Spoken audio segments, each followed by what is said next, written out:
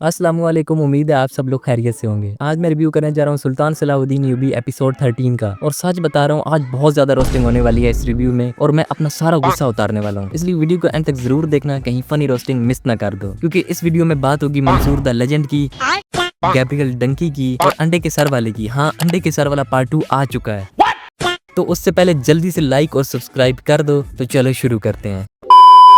Episode का start होता है कारतगिन से। ये बंदा असूलों का बड़ा पक्का निकला। अब कारतगिन भाई सलाहुद्दीन को बचा लेते हैं, लेकिन सिर्फ इसलिए क्योंकि सलाहुद्दीन को चीटिंग करके हराया गया होता है और कारतगिन को ये बात बिल्कुल पसंद नहीं आई। तो बंदा सलाहुद्दीन को बचा लेता है। यार कारतगिन, मेरी जेब में पैसे नहीं है, वरना तुझे पिज्जा वीजा खिला देता। चल कोई नहीं, नसरुद्दीन का ऑमलेट ही खा ले।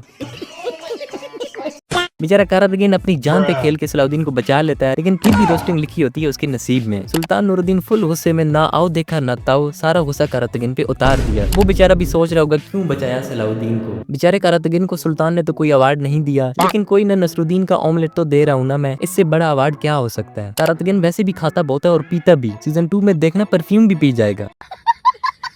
फिर अगले सीन में गैब्रियल की वाट लगी होती है। एक तरफ से सलाहुद्दीन की सिपाही और दूसरी तरफ से तुरान शाह, दोनों मिलकर गैब्रियल को घेर लेते हैं। लेकिन यहाँ मलिकुल जिबाल हीरोपंती बनकर आ जाता है। लेकिन सीन का मेन ड्रामा तो तब शुरू होता है जब आसिज खुद को मेन कैरेक्टर समझने लग जाता है और बुजुर्ग को ऑर्डर देता है तीर चलाओ। और बुजुर्ग भाई ने तो तीरों की बारिश ही कर दी मलिकुल जिबाल पे। लेकिन इस बंदे को तो कुछ हो ही नहीं रहा था। 1 मिनट के लिए तो लगा मैं असैसिन्स क्रीड रेवलेशंस का ट्रेलर देख रहा हूँ, जहाँ एजियो को तीर लगता है। लेकिन भाई मलिकुल जिबाल हमारे एजियो भाई जितना पावरफुल तो नहीं है ना। अगला सीन देखकर तो हंसी ही नहीं रुक रही थी। ये बंदा तो अपनी सीने में लकड़ी या लोहे की शील्ड लेकर घूम रहा था, क्योंकि एक तीर भी इसकी बॉडी पे नहीं लगा। और ऊपर से डायलॉग भी क्या डेंजरस, तीर और तलवारें मलिकुल जिबाल का कुछ नहीं बिगाड़ सकती। भाई अगर तीर मेरे हाथ में होता ना, तो मैं इसका सर ही उड़ा देता।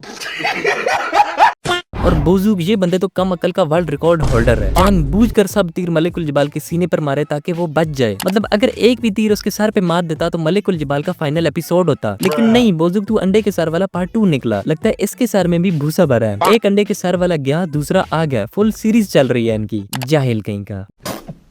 देखो, पर्सनली मुझे मलिकुल जिबाल बहुत पसंद है एज अ विलन, और मैं नहीं चाहता था कि वो इतना जल्दी मर जाए। लेकिन लॉजिक के हिसाब से इस सीन में तो लॉजिक ही नहीं था। भाई किसी छोटे से बच्चे को भी तीर दे दो तो वो सीधा हेडशॉट मारता। मैं जब पबजी खेलता था तो छोटे छोटे बच्चे भी एनिमीज को हेडशॉट देकर बोलते थे पट्ट से हेडशॉट, लेकिन ये बुजुर्ग भाई तो कह रहे थे पट्ट से मारो मेरे हेड पे शॉट।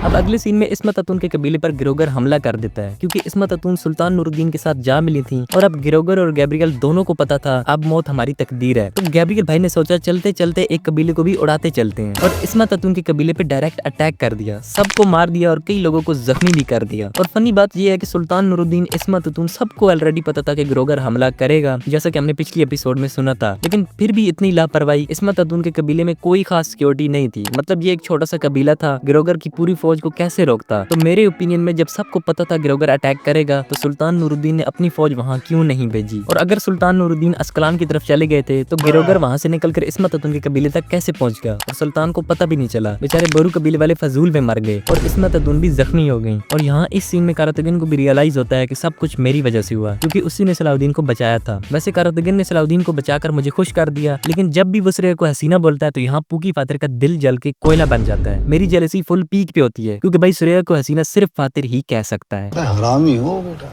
फिर यार इस सीन के बाद गैब्रियल श्रेया के अब्बा को पकड़कर ले जाता है, और अब सलाहुद्दीन बिल्कुल ठीक हो चुके होते हैं और अस्कलान की तरफ जा रहे होते हैं। तभी गैब्रियल मिलता है सलाहुद्दीन को और उनके सामने ही श्रेया के अब्बा को मार देता है। देखो, मैं पहले भी बहुत बार कह चुका हूँ, इसने बड़ा तंग कर रखा था, मोटी 200 किलो की भैंस कहीं का। लेकिन यार ये बंदा मरते मरते दिल जीत गया, और मैंने भी फाइनली एक्सेप्ट कर लिया मंसूर मेरा ससुर है। ये क्या सुन रहा हूँ मैं?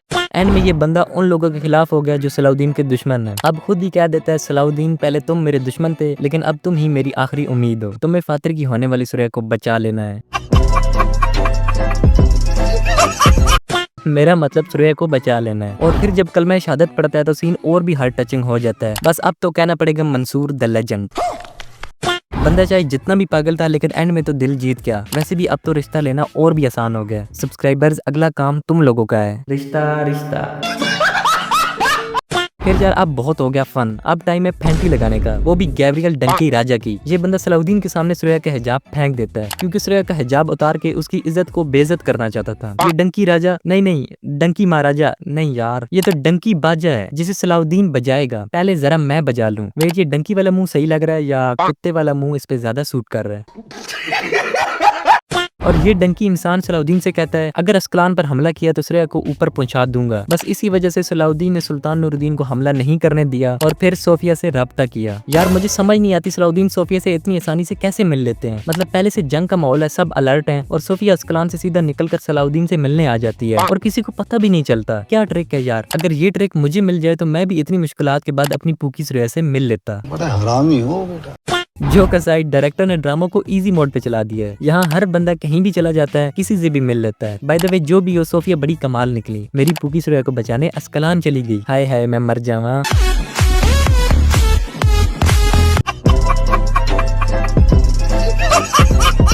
और लगता है सब्सक्राइबर तो रिश्ता लेके नहीं जाएंगे, अब सोफिया से ही राब्ता करना पड़ेगा, वही मेरा रिश्ता पक्का करवा देगी। सोफिया श्रेया को जेल से निकाल लेती है और दोनों को बहुत सी मुश्किलात का सामना भी करना पड़ता है। विक्टोरिया मोटी कहीं की, माफ करना आज की विक्टोरिया मुझे फुल मोटी मोटी लग रही थी इस ड्रेस में। लेकिन बहुत सी मुश्किलात के बाद सोफिया श्रेया को शहर से निकाल लेती है और श्रेया बच भी जाती है, लेकिन तीर खा लेती है। पूकी श्रेया तुम्हारी किस्मत भी मेरी तरह है, जब लगता है सब कुछ ठीक हो गया जिंदगी एक तीर मार देती है। हम दोनों तो सोलमेट्स निकले यार। बाय द वे तुम लोग भी सोच रहे होगे उस हग सीन के बारे में जहाँ श्रेया सलाउद्दीन को गले लगा लेती है। देखो मैं ऐसे सीन्स पर बात नहीं करना चाहता होता, लेकिन करनी पड़ती है ताकि ट्रुथ सब तक पहुंच जाए, क्योंकि ये सीन सलाउद्दीन की पर्सनैलिटी के बिल्कुल खिलाफ था। उनका कैरेक्टर इस टाइप का नहीं था, डायरेक्टर को ऐसे सीन्स नहीं डालने चाहिए थे। अगर ऐसे सीन ड्रामा में ना होते तो कौन सा पहाड़ गिर जाना था। And yes I am totally against such scenes, आप लोगों को भी होना चाहिए। ये बात है। फिर यार ये मास्टरमाइंड मलिकुल जिबाल सुल्तान नूरुद्दीन को जहर दे देता है और खुद भी एक्टिंग करने लग जाता है। बंदे की ट्रिक तो बहुत अच्छी थी सुल्तान नूरुद्दीन को रोकने की, बट सलाउद्दीन ने ऐसा होने नहीं दिया और खुद जंग लड़ने चले गए। वैसे तो हिस्ट्री में अस्कलान सलाउद्दीन ने बैटल ऑफ हतीन के बाद फतह किया था, लेकिन अब क्या करें, डायरेक्टर ने अस्कलान पहले ही फतह करवा दिया। कुछ लोग अब इसे ही रियल हिस्ट्री समझ रहे होंगे। खैर अस्कलान फतह हो जाता है और जंग अच्छी तरीके से दिखाएगी ड्रामा डायरेक्टर के हिसाब से। वैसे मुझे इस क्वालिटी की जंग नहीं पसंद, क्योंकि मैं ऑलरेडी बड़ी बड़ी मूवीज देख चुका हूँ लाइक किंगडम ऑफ हेवन, जिसमें जंगे बहुत रियलिस्टिक लगती थी। लेकिन डायरेक्टर उस लेवल का काम नहीं कर सकता, जितना कर सकता था उसने अपनी पूरी कोशिश की। अप्रिशिएट दैट, उसने काफी मेहनत की और थोड़ी तारीफ तो बनती है। लेकिन हाँ जंगे और भी ज्यादा बेटर हो सकती थी, लेकिन वो इनसे ना हो पाएगा, तुमसे ना हो पाएगा। बाकी अस्कलान की फतह शानदार थी। डंकी राजा का सर भी कट गया और फाइनली इस बार तो पक्का मर गया, क्योंकि बेचारे को अपनी मोहब्बत छोड़कर भाग जाती है। जी विक्टोरिया क्या बंदी है यार, इतनी लॉयल अल्लाह किसी को ना दे। बंदी तो मेरी पूकी श्रेया जैसी होनी चाहिए। खैर करतगिन भी विक्टोरिया पर पिघल गया। करतगिन ने भी विक्टोरिया को दुल्हन कह दिया और इतना बेताब था कि चाहता था आज ही विक्टोरिया माले गनीमत में मिल जाए। करतगिन तो हर आती जाती लड़की पे लट्टू हो जाता है, ठरकी कहीं का। वैसे मजा बहुत आता है उसकी हरकतों का, लेकिन बेचारे करतगिन के मजे तो बीच में ही रह गए। विक्टोरिया तो भाग जाती है, बेचारा ये दुख लेकर ही घूमता रहा कि मेरी दुल्हनिया भाग गई। तो अगर आपने अभी भी वीडियो को लाइक नहीं किया और जिसने चैनल को सब्सक्राइब नहीं किया तो जल्दी से कर दो, वरना आपकी दुल्हनिया भी भाग जाएगी विक्टोरिया की तरह। तो खैर यही था आज का रिव्यू। उम्मीद है आप सब लोगों को पसंद आया होगा। मिलते हैं किसी नेक्स्ट वीडियो के अंदर। अल्लाह हाफिज।